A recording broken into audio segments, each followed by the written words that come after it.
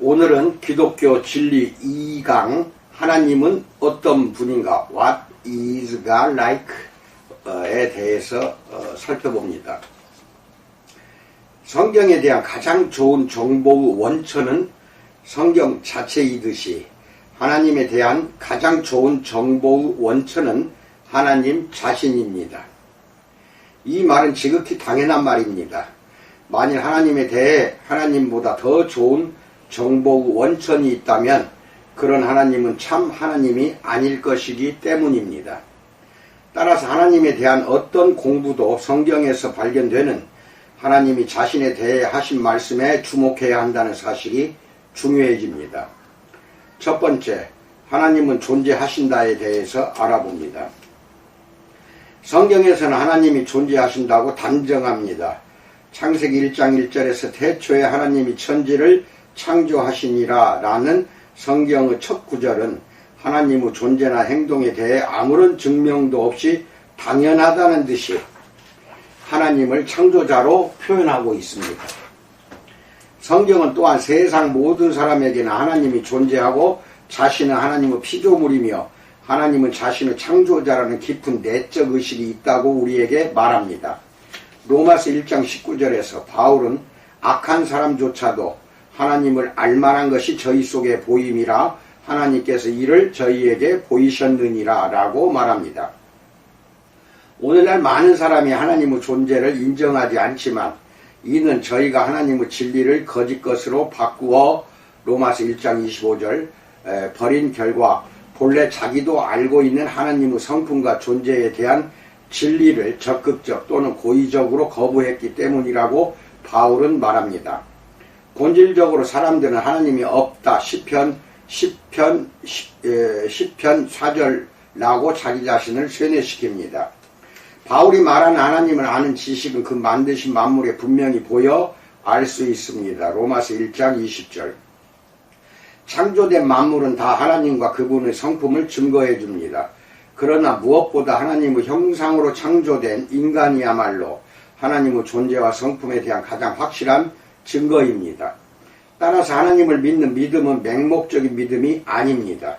하나님을 믿는 믿음은 성경과 자연세계 모두에서 발견되는 증거에 바탕을 둔 것입니다. 두 번째, 우리는 하나님을 알 수 있다에 대해서 알아봅니다. 하나님은 존재하실 뿐만 아니라 우리가 하나님에 대한 지식과 더불어 인격적으로 하나님을 알 수 있게끔 존재합니다.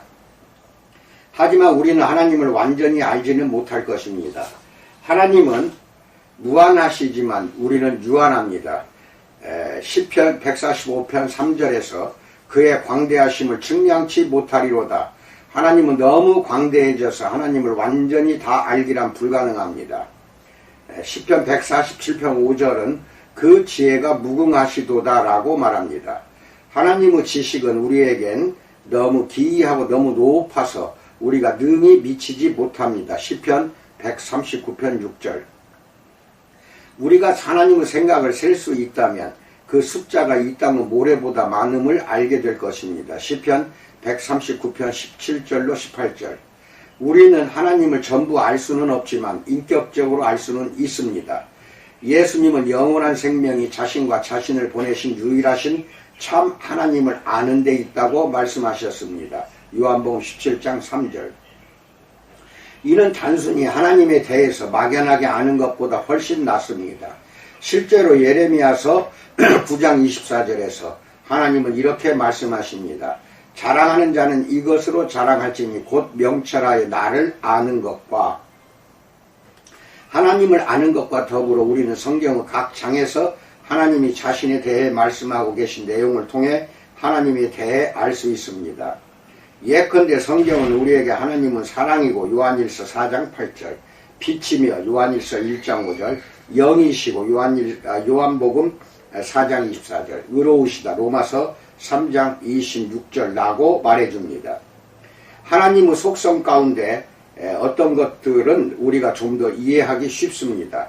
왜냐하면 그런 속성들은 하나님이 우리와 나누어 가진 속성이기 때문입니다. 하지만 어떤 속성들은 이해하기가 조금 어렵습니다. 그 까닭은 그런 속성들은 하나님이 우리와 나누어 가진 속성이 아니기 때문입니다. 우리는 무한한 창조자가 창조한 유한한 피조물인 까닭에 하나님의 어떤 속성에 대해서도 결코 완전히 다 이해할 수는 없을 것입니다. 그렇긴 하지만 하나님의 속성을 배우는 일은 엄청난 가치가 있습니다. 왜냐하면 그 속에서 우리는 하나님이 우리에게 알려주기를 원하시는 하나님에 대한 참된 진리를 발견할 것이기 때문입니다. 또한 우리는 하나님의 영광을 위해 창조된 백성으로서 이사야서 43장 7절 하나님의 속성을 닮아감으로써 하나님을 닮을 때 하나님께 영광을 돌릴 수 있습니다. 세 번째, 하나님은 자존하신다에 대해서 알아봅니다. 하나님이 자존한다는 말은 하나님이 실제로 우리나 다른 어떤 피조물에게 아무것도 필요로 하지 않으신다는 뜻입니다. 하나님은 외로우시거나 다른 사람과의 교제가 필요했기 때문에 우리를 창조하신 것이 아닙니다. 하나님은 늘 완벽하고 완전하게 행복하며 인격적 실존에 있어서 충만하셨습니다. 바울은 사도행전 17장 24절로 25절에서 이렇게 말합니다. 우주와 그 가운데 있는 만유를 지으신 신께서는 천지의 주재신이 손으로 지은 전에 계시지 아니하시고 또 무엇이 부족한 것처럼 사람의 손으로 섬김을 받으시는 것이 아니니 이는 만민에게 생명과 호흡과 만물을 친히 주시는 자이심이라 라고 말합니다. 하나님은 언제나 그러하셨습니다. 하나님은 창조되지 않았습니다. 하나님은 생겨난 분이 아닙니다. 시편 기자는 말합니다. 산이 생기기 전 땅과 세계도 주께서 조성하기 전 곧 영원부터 영원까지 주는 하나님이시니이다. 시편 90편 2절에서 말합니다. 그러므로 하나님은 어느 누구에게 어떤 것도 의존하지 않으십니다. 참으로 하나님은 하나님이시므로 누구에게든 어느 것에든 의존하실 리가 없습니다.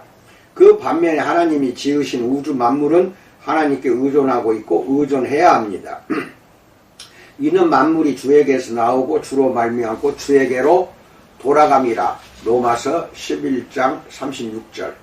하나님은 완벽하게 자존하시지만 또한 우리에게 가치와 중요성을 부여하시기로 선택하셨습니다. 하나님은 우리가 자신에게 중요한 존재가 되게 하셨습니다. 실로 모든 피조물은 하나님을 영화롭게 하고 하나님께 기쁨을 줍니다. 이사야 43장 7절 말씀처럼 말입니다. 무릇 내 이름으로 일컫는 자 그들을 내가 지었고 만들었느니라. 스바냐 선지자도 하나님이 우리로 인하여 기쁨을 이기지 못하여 하시며 우리로 인하여 즐거이 부르며 기뻐하시리라 라고 말합니다. 스바냐 3장 17절. 하나님은 우리를 필요로 하지는 않지만 우리가 하나님의 마음의 기쁨을, 그것도 큰 소리로 노래하실 만큼의 기쁨을 주는 존재가 되게 하셨습니다. 그 기쁨은 우리가 참으로 얼마나 중요한 존재인지를 보여주는 징표입니다. 네 번째, 하나님은 변치 않으신다에 대해서 알아봅니다. 하나님은 변치 않으십니다. 하지만 우리가 생각하는 모든 면에서 변치 않으시는 것은 아닙니다. 하나님은 성경에서 우리에게 하나님은 이러이러한 면에서 변치 않으신다고 가르치는 내용에 있어서 그럴 때만 변치 않으십니다. 즉 하나님은 자신의 존재, 속성, 목적, 약속에 있어서 변치 않으십니다. 시편 기자는 하나님의 동일하심을 찬양합니다. 시편 102편 27절. 하나님은 자신의 속성과 관련해서 자신이 변치 않으심을 말씀하시면서 이 점을 확증하십니다. 나 여호와는 변혁치 아니하나니. 말라기서 3장 6절. 하나님은 그 존재와 속성이 변치 않으시는 점에서 우리와 직접적으로 대조됩니다. 우리는 존재도 속성도 변하게 마련입니다. 반면 하나님은 영원히 동일하십니다. 또한 하나님은 목적에 있어서도 변치 않으십니다. 하나님이 한번 결정하신 일은 반드시 이루어집니다. 여호와의 도모는 영영이 서고 그 심사는 대대에 이르리로다. 시편 33편 11절, 마태복음 25장 34절, 에베소서 1장 4절, 11절. 하나님의 영원하신 계획은 반드시 이루어집니다. 하나님은 약속에 있어서도 변치 않으십니다. 이는 민수기 23장 19절 말씀과 같습니다. 하나님은 인생이 아니시니 시건치 않으시고 인자가 아니시니 후회가 없으시도다. 어찌 그 말씀하신 바를 행치 않으시며 하신 말씀을 실행치 않으시리라 라고 말합니다. 그렇지만 성경에는 언뜻 보기에 특히 하나님의 목적 및 약속과 관련해서 하나님의 불변성과 모순되어 보이는 부분도 있습니다. 예컨대 하나님은 니느웨 성사람들이 회개하자 약속하신 대로 벌하지 않으셨습니다. 요나스 3장 4절 10절, 출애굽기 32장 9절로 14절, 이사야서 38장 1절로 6절을 보세요. 그러나 이런 예들은 특별한 상황과 관련된 하나님의 현재적 태도나 의도의 실제적 표현으로 이해해야 합니다. 상황이 변함에 따라 하나님의 태도나 의도의 표현도 변하게 마련입니다. 하나님이 불변하신다는 말은 하나님이 상황에 따라 달리 행동하거나 느끼지 않는다는 뜻이 아닙니다. 하나님이 죄를 대하실 때 회개나 의를 대하실 때와 다르게 반응하지 않으신다면 그런 하나님은 선하거나 의롭다고 할 수 없을 것이기 때문입니다. 또한 하나님이 불변하신다는 말은 하나님이 행동하시지 않거나 감정을 느끼지 않으신다는 뜻도 아닙니다. 사실 하나님이 자신은 사람이 아니요 하나님임을 보여주시는 한 가지 방법은 당신의 맹렬한 진노를 발하여 한 민족을 멸망시키는 것이 아닙니다.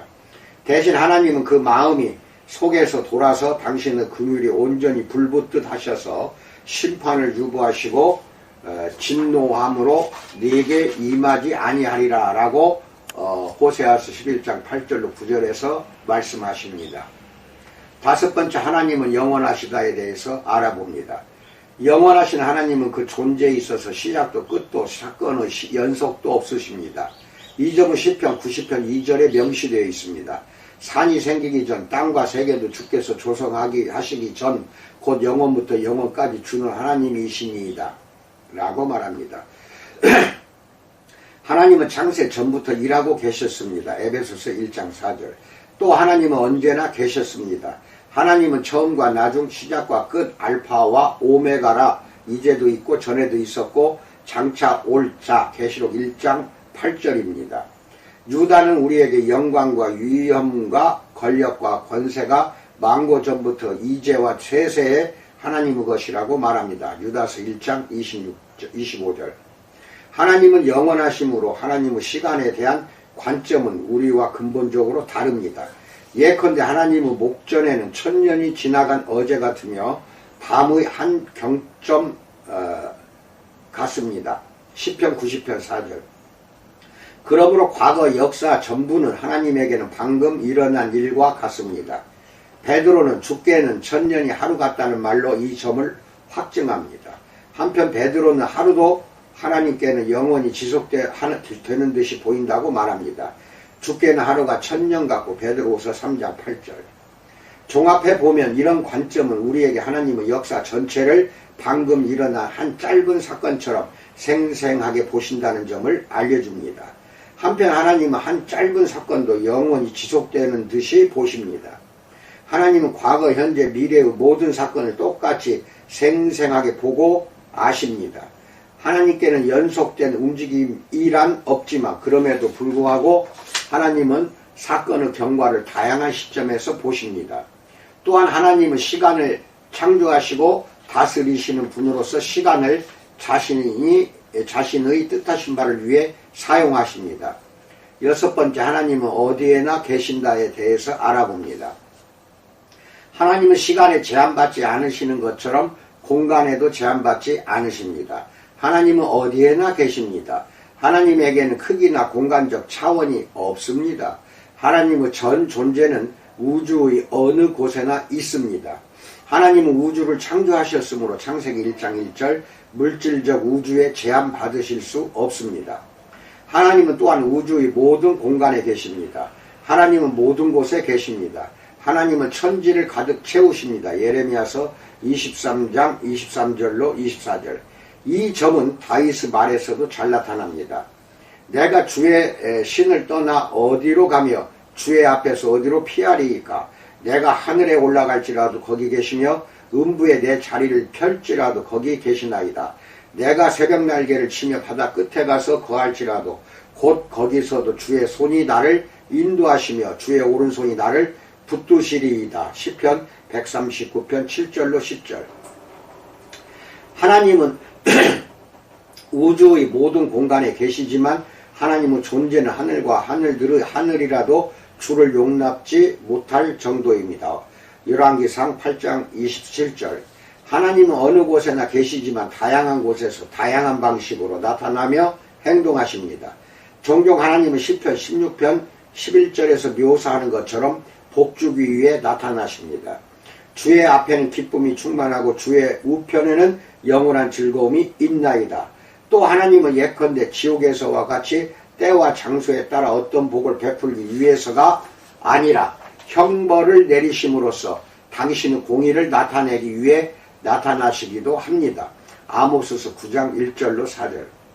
때때로 하나님의 임재가 형벌이나 복주기 위해서가 아니라 우주를 지탱하고 뜻하신 바대로 운행하시기 위한 경우도 있습니다.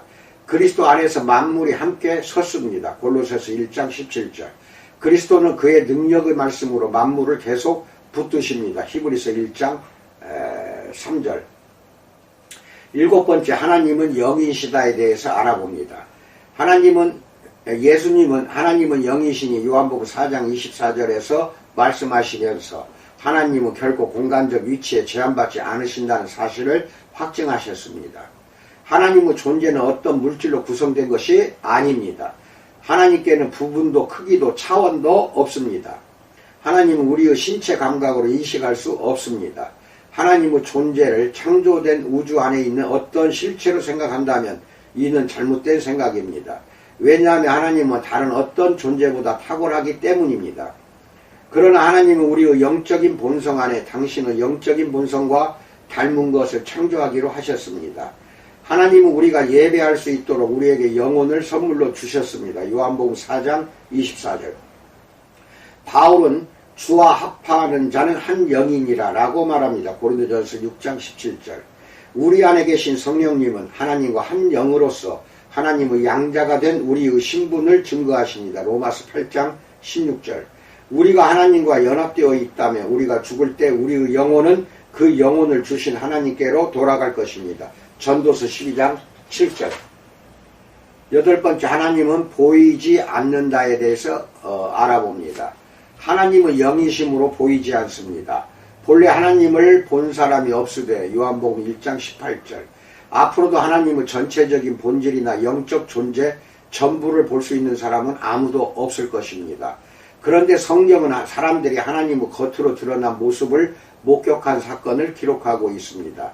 이사야는 이렇게 말합니다. 내가 본즉 주께서 높이 들린 보좌에 앉으셨는데. 이사야서 6장 1절. 이런 예는 그 밖에도 많습니다. 여호와께서 마물의 상수리 숲을 근처에서 아브라함에게 나타나시니라. 창세기 18장 1절. 야곱은 내가 하나님과 대면하여 보았으나 라고 말합니다. 창세기 32장 30절. 이런 예나 그 밖 비슷한 경우에 하나님은 사람들에게 자신을 보여주시려고 눈에 보이는 모습을 취하셨습니다. 이보다 훨씬 눈에 잘 보이는 하나님의 모습은 예수 그리스도의 몸에서 발견됩니다. 예수님은 이렇게 말씀하셨습니다. 나를 본 자는 아버지를 보았거늘. 요한복음 14장 9절. 눈에 보이지 않는 하나님의 전체적인 본질은 아무도 볼 수 없지만 하나님은 때때로 눈에 보이는 피조된 형상, 그 중에서도 특히 예수 그리스도의 모습을 통해 자신의 모습 일부를 사람들에게 보여주시기로 선택하셨습니다. 아홉 번째, 하나님은 모든 것을 아신다에 대해서 알아봅니다. 하나님은 모든 것을 아십니다. 요한일서 3장 20절. 하나님은 단번에 영원히 하나님 자신과 실제하거나 실제할 수 있는 모든 것을 전부 아십니다. 하나님은 존재하는 모든 것과 일어나는 모든 일을 아십니다. 지으신 것이 하나라도 그 앞에 나타나지 않음이 없고 오직 만물이 우리를 상관하시는 자의 눈앞에 벌거벗은 것 같이 드러나느니라. 히브리서 4장 13절. 하나님은 자신에 대해서도 전부 아심으로 고린도전서 2장 10절로 11절. 자신이 행하실 수 있지만 행하지 않은 모든 일과 창조하실 수 있지만 창조하지 않은 모든 것을 전부 아십니다. 하나님은 또한 가능하기는 하지만 실제로 일어나지 않을 모든 사건과 역사상 다른 일이 일어났다면 그 결과로 생겼을 사건들도 아십니다. 예컨대 마태복음 11장 21절 보세요. 하나님은 언제 어느 때든 모든 것을 전부 아십니다. 하나님의 지식은 변하지도 늘어나지도 않습니다. 아무것도 하나님을 놀라게 하지 못합니다. 아무것도 하나님께 숨겨지지 못합니다. 영원 전부터 하나님은 일어날 모든 일과 자신이 행하실 모든 일을 아셨습니다.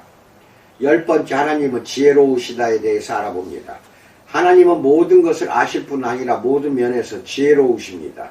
이 말은 하나님은 언제나 가능한 최선의 목표와 그 목표를 달성할 가능한 최선의 수단을 택하신다는 뜻입니다. 하나님은 지혜로우신 하나님입니다. 로마서 16장 27절. 하나님은 마음이 지혜로우시고 욥기 9장 4절. 지혜와 권능이 하나님께 있고 모략과 명철도 그에게 속하였습니다. 욥기 12장 13절.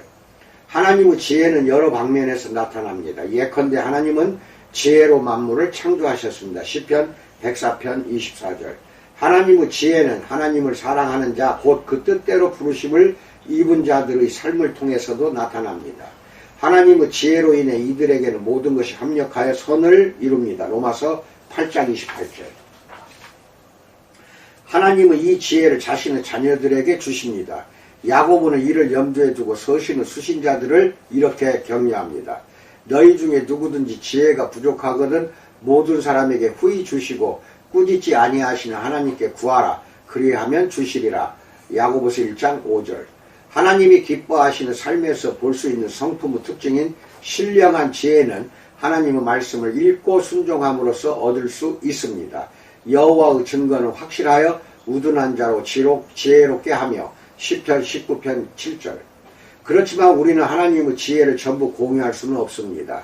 깊도다 하나님의 지혜와 지식의 부요하며 그의 판단은 측량치 못할 것이며 그의 길은 찾지 못할 것이로다. 로마서 11장 33절. 때때로 하나님은 우리가 어떤 일이 일어나는 이유를 이해하게 하십니다. 하지만 우리는 어떤 때에는 어떤 일이 왜 지금과 같이 되었으며 왜 그런 식으로 일어났는지 완전히 이해할 수 없습니다. 그런 어려운 때에 우리는 결국 마음을 다하여 여호와를 의뢰하고 우리의 명철을 의지하지 말아야 합니다. 잠언 3장 5절. 11번째, 하나님은 신실하시다에 대해서 알아봅니다. 오직 여호와는 참 하나님이시오. 예레미야서 10장 10절. 하나님의 모든 지식과 모든 말씀은 참된 동시에 진리의 최종적 기준입니다. 하나님이 한번 무언가를 말씀하시면 우리는 하나님께서 그 일을 하실 것을 믿어도 좋습니다. 우리는 하나님께서 영원토록 당신의 약속에 신실하실 것임을 믿을 수 있습니다. 민수기 23장 19절. 사실 참된 믿음의 본질은 하나님의 말씀을 액면 그대로 받아들이고 하나님이 약속하신 대로 행하실 것임을 믿는 것입니다. 우리는 하나님과 그분의 말씀에 대한 참된 지식을 가지려 노력함으로써 부분적으로나마 하나님의 신실하심을 닮을 수 있습니다. 또한 우리는 신실하게 말하고 행동함으로써 하나님의 신실하심을 닮을 수 있습니다. 골로새서 3장 9절로 10절. 12번째, 하나님은 선하시다에 대해서 알아봅니다. 예수님은 말씀하셨습니다. 누가복음 18장 19절에서 하나님 한 분 외에는 선한 이가 없느니라라고 말합니다. 그러므로 하나님은 선의 최종적 기준입니다. 하나님의 존재와 행하시는 일 모두가 선하며 찬양받기에 합당합니다. 하나님의 성품과 그 성품에 합치되는 것으로 하나님이 인정하신 것보다 더 높은 선의 기준은 없습니다. 예컨대 하나님의 선하심과 선에 대한 인정은 창조를 통해서도 볼 수 있습니다. 하나님이 그 지으신 모든 것을 보시기에 심히 좋았더라. 하나님은 선의 궁극적 기준이므로 모든 선은 궁극적 원천이기도 합니다. 야고보는 말합니다. 각양 좋은 은사와 온전한 선물이 다 위로부터 빛들의 아버지를 깨로서 내려오나니 하나님은 자신의 자녀들에게 좋은 선물을 내려주시는 분입니다. 하나님은 정직히 행하는 자에게 좋은 것을 아끼지 아니하실 것이라고 약속하십니다. 시편 4편 11절. 예수님은 하늘에 계신 너희 아버지께서 구하는 자에게 좋은 것으로 주시지 않겠느냐고 말씀하시면서 이 약속을 확증하셨습니다. 마태복음 7장 11절. 하나님의 징계조차도 하나님의 선하심과 사랑의 표시입니다. 히브리서 12장 10절. 그러므로 우리가 찾는 모든 선은 궁극적으로 하나님 자신 안에서 발견됩니다. 시편 기자는 다음 말씀을 기록할 때 이 점을 분명히 깨달았습니다. 땅에서는 주밖에 나의 사모할 자 없나이다. 시편 73편 25절. 하나님의 선하심은 하나님의 자비와 은혜를 통해 볼 수 있습니다. 하나님의 자비란 비참과 낙심에 빠진 이들에게 베푸시는 하나님의 선입니다. 하나님의 은혜란 마땅히 형벌밖에 받을 것이 없는 이들에게 베푸시는 하나님의 선입니다. 하나님의 자비와 은혜를 통해 하나님의 선을 받아 누린 이들은 그 선을 남들에게도 보여주어야 합니다. 바울은 갈라디아서 6장 10절에서 이렇게 말합니다. 그러므로 우리는 기회 있는 대로 모든 이에게 착한 일을 하되 더욱 믿음의 가정들에게 할지니라. 13번째,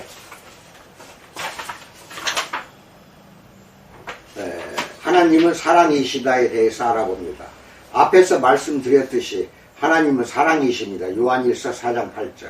하나님은 영원토록 다른 존재의 유익을 위해 자신을 나누어 주십니다. 예수님은 이런 자기 희생적 속성인 하나님의 사랑이 창세전부터 역사했다고 말씀하십니다. 요한복음 17장 24절. 이는 성부 하나님, 성자 하나님, 성령 하나님 모두가 서로에게 품으신 사랑 안에 명백히 드러납니다. 요한복음 17장 24절, 14장 31절. 이 영원한 사랑은 하나님이 자신의 자녀들에게 베푸시는 자기 희생적인 사랑으로 표현됩니다. 요한은 이렇게 말합니다. 사랑은 여기 있으니 우리가 하나님을 사랑한 것이 아니요 오직 하나님이 우리를 사랑하사 우리 죄를 위하여 화목제로 그 아들을 보내셨음이니라. 요한일서 4장 10절. 바울도 이렇게 말합니다. 우리가 아직 죄인 되었을 때에 그리스도께서 우리를 위하여 죽으심으로 하나님께서 우리에게 대한 자기의 사랑을 확증하셨느니라. 로마서 5장 8절. 하나님은 우리를 사랑하셨고 앞으로도 영원히 사랑할 것이므로 우리도 그 사랑을 남들에게 값없이 줄 수 있습니다. 사실 예수님은 다음과 같은 말씀으로 하나님께 대한 우리의 의무를 요약하셨습니다. 내 마음을 다하고 목숨을 다하고 뜻을 다하여 주 너의 하나님을 사랑하라. 내 이웃을 내 몸과 같이 사랑하라. 마태복음 22장 37절로 39절. 하나님의 사랑처럼 우리의 사랑도 자기 희생적이어야 합니다. 요한일서 3장 16절로 17절. 자녀들아 우리가 말과 혀로만 사랑하지 말고 오직 행함과 진실함으로 하자. 요한일서 3장 18절. 14번째, 하나님은 거룩하시다에 대해서 알아봅니다. 여호와 우리 하나님은 거룩하시도다. 시편 99편 9절. 이 말은 하나님이 죄와 상관없으시며 자신의 영광을 열심으로 추구하신다는 사실을 뜻합니다. 하나님은 종종 이스라엘의 거룩한 자로 불립니다. 시편 71편 22절. 하나님의 보좌 주위에 있는 스랍 천사들은 끊임없이 거룩하다 거룩하다 거룩하다 만군의 여호와여 라고 외칩니다. 하나님의 거룩하심은 하나님의 자녀들이 따라야 할 본보기가 됩니다. 레위기 19장 2절에서 하나님은 이렇게 말씀하십니다.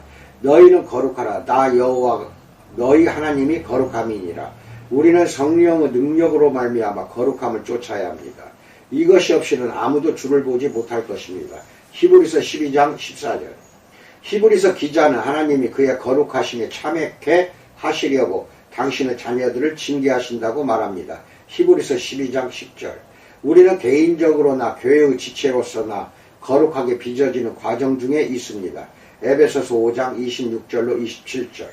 그러므로 우리는 천지 만물이 악에서 멀어지고 죄에서 정결케 되며 참된 도덕적 정결함을 가지고 하나님의 영광만을 열심히 추구할 날을 고대합니다. 스가랴서 14장 20절로 21절. 15번째, 하나님의 의롭고 공평하시다에 대해서 알아봅니다. 모세는 하나님에 대해 이렇게 말했습니다. 그 모든 길이 공평하며 진실 무망하신 하나님이시니 공의로우시고 정직하시도다. 신명기 32장 4절. 모세의 말처럼 하나님은 항상 옳은 것에 부합하게 행하십니다. 하나님 자신이 옳은 것은 최종적 기준이기 때문입니다. 나 여호와는 의의를 말하고 정직을 고하느니라. 이사야서 45장 19절. 그러므로 우리는 공평한 일과 의로운 일을 행하려 할 때 마땅히 되어야 할 일을 행하려 할 때 하나님의 도덕적 성품에 부합되는 일을 행하려 애써야 합니다. 그것이야말로 의의 궁극적 기준이기 때문입니다. 하나님은 의롭고 공평하심으로 사람들에게 각각 각자의 몫에 합당하게 대우하셔야 합니다. 그러므로 하나님은 자신을 거스리는 일, 즉 죄를 벌하셔야 합니다. 그러나 때때로 하나님은 자신들을 용서하시고 죄로 인해 그들을 벌하지 않으십니다. 하나님이 공평하시다면 어떻게 그렇게 할 수 있습니까? 그리스도가 죄에 대한 형벌을 자신이 담당하시려고 죽으셨기 때문에 하나님은 사람들을 용서하실 수 있습니다. 이렇게 하나님께서 길이 참으시는 중에 전에 지은 죄를 간과하심으로 예수님과 하나님의 의로우심을 나타내셨습니다. 곧 이때 자기의 의로우심을 나타내사 자기도 의로우시며 또한 예수 믿는 자를 의롭다 하려 하심이니라. 로마서 3장 25절로 26절. 하나님은 전능하심으로 결국 모든 것이 바로잡힐 것입니다. 하나님은 정의를 실현하실 것입니다. 우리는 하나님의 의와 공평에서 유익을 얻은 이들로서 옳은 일을 행함으로써 주님과 함께 온 세상을 심판해야 합니다. 우리는 의를 경험해보지 못한 이들을 위해 옳은 일을 행하고 정의를 실현하기 위해 항상 노력해야 합니다. 잠언 21장 3절에서는 이렇게 말합니다. 의와 공평을 행하는 것은 제사 드리는 것보다 여호와께서 기쁘게 여기시느니라. 16번째, 하나님은 질투하신다에 대해서 알아봅니다. 하나님은 첫 계명을 설명하시면서 이렇게 말씀하십니다. 나 여호와 너의 하나님은 질투하는 하나님인즉 출애굽기 20장 5절. 하나님은 질투로 끊임없이 당신의 영광을 보존하려 하십니다. 하나님은 예배가 다른 사람이나 다른 대상이 아닌 오직 자신에게만 드려지기를 바라십니다. 하나님이 끊임없이 자신의 영광을 추구하시는 것은 잘못된 일이 아닙니다. 왜냐하면 하나님이 하나님으로서 마땅히 받으셔야 할 것은 영광이기 때문입니다. 그래서 하나님은 정당하게 이렇게 말씀하실 수 있습니다. 내 영광을 다른 자에게 주지 아니하리라.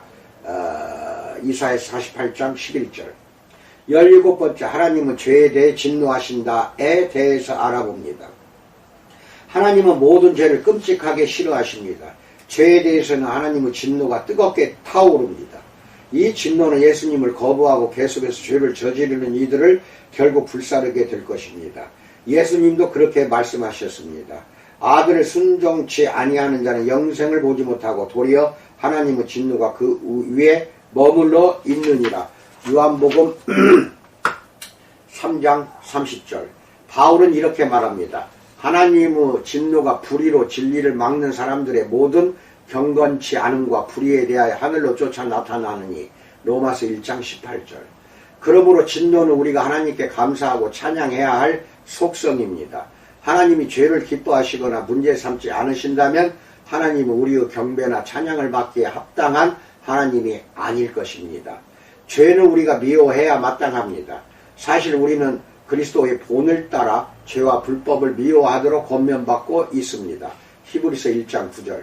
우리는 남들의 악행을 기뻐하거나 즐거워해서는 안 되고 오히려 그들을 사랑하고 그들이 악행을 회개하도록 기도해야 하지만 악행에 대한 정당한 처벌을 기뻐하는 것도 옳은 일입니다. 궁극적으로 우리는 악행을 저지르는 이들이 회개하고 죄의 용서를 위해 그리스도를 믿도록 기도해야 합니다. 그리스도를 믿는 이들의 경우에는 십자가에 달리신 그리스도에게 합당한 형벌이 내렸으므로 하나님의 진노는 가라앉습니다. 로마서 3장 25절, 5장 8절로 9절. 따라서 하나님의 진노는 예수님을 믿는 사람들이 두려워해야 할 것은 아닙니다. 우리가 받아 마땅한 진노는 전부 예수님이 받으셨고 예수님은 죽음과 부활을 통해 장래 노하심에서 우리를 건지시는 분이십니다. 데살로니가전서 1장 10절.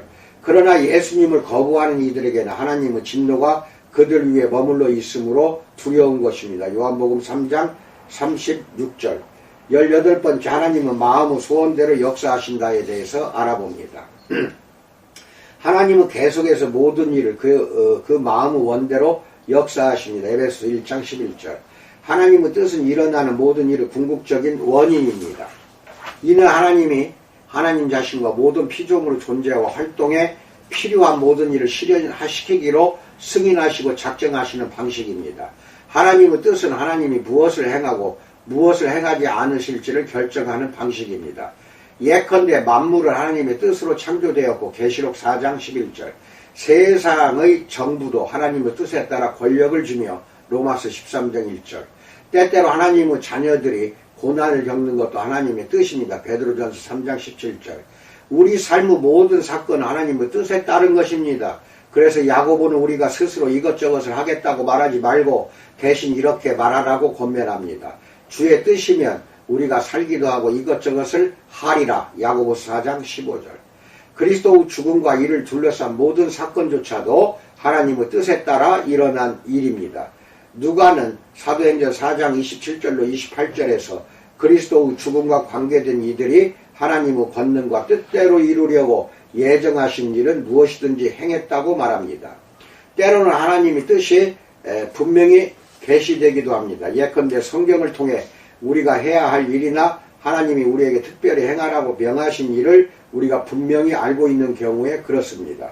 예수님이 우리에게 다음과 같이 기도하라고 말씀하셨을 때는 바로 이런 경우를 언급하신 것입니다. 뜻이 하늘에서 이룬 것 같이 땅에서도 이루어지이다. 마태복음 6장 10절. 그러나 어떤 때에는 무엇을 해야 할지 어떻게 행동해야 할지 성경에서 분명한 지침을 주지 않습니다. 우리 삶을 주관하시는 하나님의 주권적 다스림에 겸손하게 의지하는 태도를 취해야 할 때는 바로 그와 같은 때입니다. 야고보가 우리에게 권면했듯이 우리는 주의 뜻이면 우리가 살기도 하고 이것저것을 하리라. 야고보서 4장 15절라고 고백하며 발걸음을 내디뎌야 합니다. 그러므로 우리는 특히 어려운 상황 가운데 있을 때 주님의 뜻이 성경에 분명히 제시되지 않았다면 그 뜻이 무엇인지 확실히 말하는 데는 대단히 신중해야 합니다. 예컨대 우리는 성경에서 악한 일이 하나님의 뜻에 따라 일어난 것처럼 묘사된 부분들을 보게 되지만 그 일이 정말 하나님의 뜻에 따라 일어났다고 말하는 것은 위험합니다. 악을 하나님의 뜻의 결과로 설명하면 이는 마치 악과 죄로 인해 하나님을 정죄해야 한다는 말처럼 들리거나 하나님이 그런 악을 즐거워한다는 뜻을 내포할 수도 있습니다. 하지만 실제로는 그렇지 않습니다. 성경에서는 악이나 타락한 행동에 대해 항상 인간과 타락한 천사 마귀를 하나님을 정죄하는 법은 결코 없습니다. 그리스도의 죽음조차도 하나님의 정하신 뜻과 미리 아신 대로 일어난 사건이라고 성경에서 분명히 말하고 있지만 법 없는 자들의 손을 빌어서 자행된 일입니다. 사도행전 2장 23절. 하나님은 악한 일에 대해 정죄받아야 하거나 책임이 있지 않습니다. 하나님의 뜻과 악의 정확한 관계는 하나님이 우리에게 완전히 계시하시지 않기로 작정하신 일입니다. 그러면 우리는 오묘한 일은 우리 하나님 여호와께 속하였거니와 신명기 29장 29절이라는 사실에 만족해야 합니다. 19번째, 하나님은 자유로우시다에 대해서 알아봅니다. 시편 115편 3절은 말합니다. 오직 우리 하나님은 하늘에 계셔서 원하시는 모든 것을 행하셨나이다. 아무것도 하나님이 자기 뜻을 행하시는 것을 막을 수 없습니다. 하나님은 외부에 있는 어떤 것에도 얽매이지 않으십니다. 하나님은 하시고 싶은 일은 무엇이든 완전히 자유롭게 하실 수 있습니다. 하나님은 어떤 권위나 제한에도 속박되지 않으십니다. 어떤 사람이나 어떤 힘도 결코 하나님께 무엇을 하라고 명령할 수 없습니다. 우리는 뜻하는 대로 행동하거나 결정을 내릴 때는 자유로운 하나님을 닮을 수 있지만 그 모든 결정은 궁극적으로 하나님의 뜻에 속합니다. 잠언 16장 9절에서 말하듯 사람이 마음으로 자기의 길을 계획할지라도 그 걸음을 인도하는 자는 여호와이십니다. 왕의 마음이 여호와의 손에 있으니 마치 보의 물과 같아서 그가 임의로 인도하시느니라. 잠언 21장 1절. 20번째, 하나님은 전능하시다에 대해서 알아봅니다. 창세기 18장 14절에는 이렇게 묻습니다. 여호와께 능치 못한 일이 있겠느냐? 이 질문에 대한 답변은 성경 곳곳에 등장하지만 예레미야가 하나님께 드린 다음과 같은 고백에서 우리는 하나의 분명한 대답을 발견할 수 있습니다. 주에게는 능치 못한 일이 없으시니이다. 예레미야 32장 17절. 하나님은 전능하십니다. 하나님께는 무슨 일이든 가능합니다. 하나님은 자신의 모든 거룩한 뜻을 행하실 수 있습니다. 하나님이 하시고자 작정하시는 일에는 제한이 없습니다. 하나님은 우리의 온갖 구하는 것이나 생각하는 것을 더 넘치도록 능히 하실 이라고 바울은 말합니다. 에베소서 3장 20절. 예수님도 말씀하셨습니다. 하나님으로서 하나님으로서는 다 할 수 있느니라. 마태복음 19장 26절. 하나님의 능력은 무한합니다. 그러나 하나님이 하실 수 없는 일도 있습니다. 하나님은 자신의 성품을 부정하는 일은 뜻하거나 행하실 수 없으십니다. 예컨대 하나님은 거짓말을 하실 수 없고 디도서 1장 2절, 악에 유혹되실 수 없으며 야고보서 1장 13절, 자신을 부인하실 수도 없습니다. 디모데후서 2장 13절. 그러므로 하나님은 무한한 능력을 자신의 다른 속성에 부합되게 사용하십니다. 우리는 하나님이 우리에게 원하시는 일을 성취하고자 하나님께 받은 제한된 능력을 10분 이용할 때 하나님을 닮아 그분의 무한한 능력을 희미하게 남아 반영함으로써 하나님께 영광 돌릴 수 있습니다. 21번째, 하나님은 온전하시다에 대해서 알아봅니다. 예수님은 마태복음 5장 48절에서 이렇게 말씀하십니다. 하늘에 계신 너희 아버지의 온전하신 것 같이 너희도 온전하라. 이 말씀은 하나님의 모든 탁월한 속성을 전부 가지고 계시며 자신에게 있으면 좋을 바한 어떤 속성도 부족함이 없으시다는 뜻입니다. 예수님이 우리에게 명하셨듯이 마태복음 5장 48절, 우리는 완전하고자 노력함으로써 하나님의 완전하심을 닮을 수 있습니다. 비록 완전함에 도달하지는 못하겠지만 우리는 여기 이 땅에서 우리를 위한 그리스도의 사역을 통해 평생 계속해서 그런 완전함을 향해 전진할 수 있습니다. 22번째, 하나님은 복되시다에 대해서 알아봅니다. 하나님은 복되심이라 하나님이 자신과 자신의 성품을 반영하는 모든 것에 온전히 기뻐하신다는 의미입니다. 하나님 자신이 모든 행복과 기쁨의 초점입니다. 그러므로 하나님은 충만한 기쁨은 하나님 자신 안에서 발견됩니다. 그러나 하나님은 또한 천지 만물도 기뻐하십니다.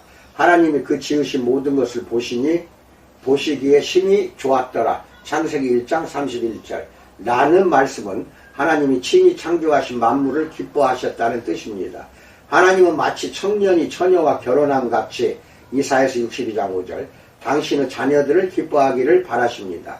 하나님이 기뻐하시는 것, 그것이 다른 이들이 행한 일이든 우리 삶의 측면이든 피조물과 관계된 것이든 기뻐하시는 것에서 우리가 기쁨과 행복을 발견할 때 우리는 하나님이 우리에게 어떻게 복을 주셨는지를 보여줌으로써 하나님을 높이고 하나님의 복되심을 담게 됩니다. 우리는 모든 좋은 것의 근원이신 하나님 자신에게서 우리의 가장 큰 복과 궁극적인 행복을 발견합니다. 23번째, 하나님은 아름다우시다에 대해서 알아봅니다. 시편 27편 4절에서 다윗은 자기 일생의 단 한 가지 소원이 평생토록 하나님의 집에 거하는 것이라고 말합니다. 이런 소원을 품은 한 가지 이유는 여호와의 아름다움을 앙망하기를 원한다는 것이었습니다. 하나님은 모든 매력적인 속성을 합쳐 놓은 분이며 참으로 매력적인 모든 속성을 소유하신 분입니다. 그러므로 다윗이 발견했듯이 우리의 모든 소망과 모든 바람은 진실로 아름답고 유일한 분이신 하나님 안에서만 궁극적으로 성취될 것입니다. 24번째, 하나님은 일체이시다에 대해서 알아봅니다.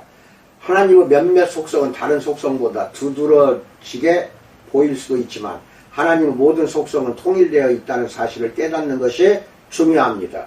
하나님에게 어떤 속성이 다른 속성보다 더 많지는 않습니다. 하나님은 여러 부분으로 나뉘어 있는 분이 아니며 역사상의 시점에 따라 속성이 변하시는 분도 아닙니다. 하나님의 모든 속성은 매 순간 충만하고 완전합니다. 성경은 결코 하나님은 한 속성을 나머지 속성보다 더 강조하지 않습니다. 예컨대 하나님은 빛이시며 요한일서 1장 5절, 하나님은 사랑이십니다. 요한일서 4장 8절. 하나님은 어느 부분은 사랑, 어느 부분은 빛인 분이 아닙니다. 하나님은 낮에는 사랑, 밤에는 빛인 분이 아닙니다. 하나님은 언제 어느 경우든지 빛인 동시에 사랑이십니다. 하나님은 각 속성은 다른 각 속성에 타당성을 부여합니다. 하나님의 각 속성을 하나님의 성품의 한 측면을 나타냅니다. 하나님의 각 속성은 하나님이 어떤 분인지를 보여주는 한 관점을 제공합니다. 또한 하나님의 각 속성은 하나님이 우리를 어떤 존재로 만드셨는지를 보여주는 관점도 제공합니다. 이상입니다. 지금부터는 과제를 드립니다. 1.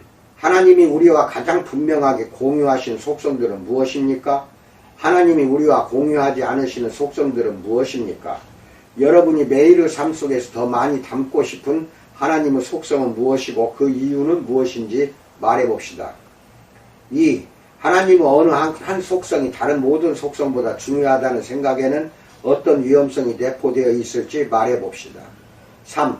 여러분은 하나님은 어떤 속성이 가장 매력적으로 보입니까? 그런 속성을 통해 여러분이 하나님에 대해 알게 된 것은 무엇입니까? 오늘 내용은 상당히 길었습니다. 하나님의 속성이 크게 공유적 속성, 비공유적 속성 두 가지로 나눌 수 있지만 각각에는 또 수없이 많은 속성들이 존재합니다. 이런 것을 다 오늘 강의에서 말씀 못 드렸습니다. 나머지는 여러분들이 여러 서적이나 이런 것을 통해서 찾아보시기 바랍니다. 감사합니다.